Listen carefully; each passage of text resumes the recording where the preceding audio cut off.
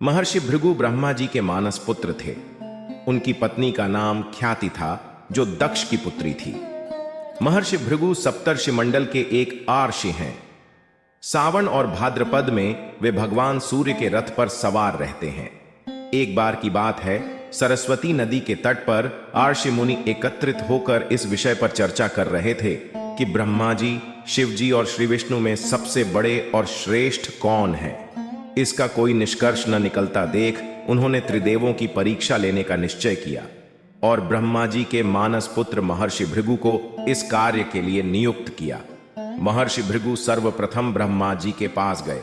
उन्होंने न तो प्रणाम किया और न ही उनकी स्तुति की। यह देख ब्रह्मा जी क्रोधित हो गए। क्रोध की अधिकता से उनका मुख लाल हो गया, आंखों में अंगारे दहकने लगे। लेकिन फिर यह सोचकर कि ये उनके पुत्र हैं, उन्होंने हृदय में उठे क्रोध के आवेग को विवेक बुद्धि में दबा लिया। वहां से महर्षि भृगु कैलाश गए। देवाधिदेव भगवान महादेव ने देखा कि भृगु आ रहे हैं तो वे प्रसन्न होकर अपने आसन से उठे और उनका आलिंगन करने के लिए भुजाएं फैला दी। किंतु उनकी परीक्षा लेने के लिए भृगु मुनि उनका आलिंगन अस्वीकार करते हुए बोले, महादेव, आप सदा वेदों और धर्म की मर्यादा का उल्लंघन करते हैं। दुष्टों और पापियों को आप जो वरदान देते हैं उनसे सृष्टि पर भयंकर संकट आ जाता है, इसलिए मैं आपका आलिंगन कदापि नहीं करूंगा। उनकी बात सुनकर भगवान शिव क्रोध से तिलमिला उठे।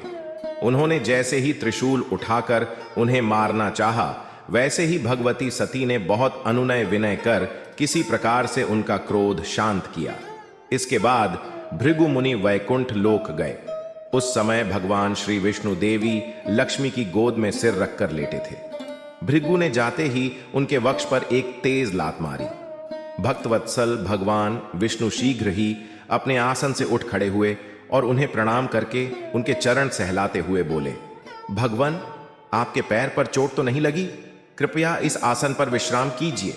भगवान, मुझे आपके शुभ आगमन का ज्ञान न था, इसलिए मैं आपका स्वागत नहीं कर सका। आपके चरणों का स्पर्श तीर्थों को पवित्र करने वाला है। आपके चरणों के स्पर्श से आज मैं धन्य हो गया। भगवान विष्णु का यह प्रेम व्यवहार देखकर महर्षि भृगु की आंखों से आंसू बहने लगे।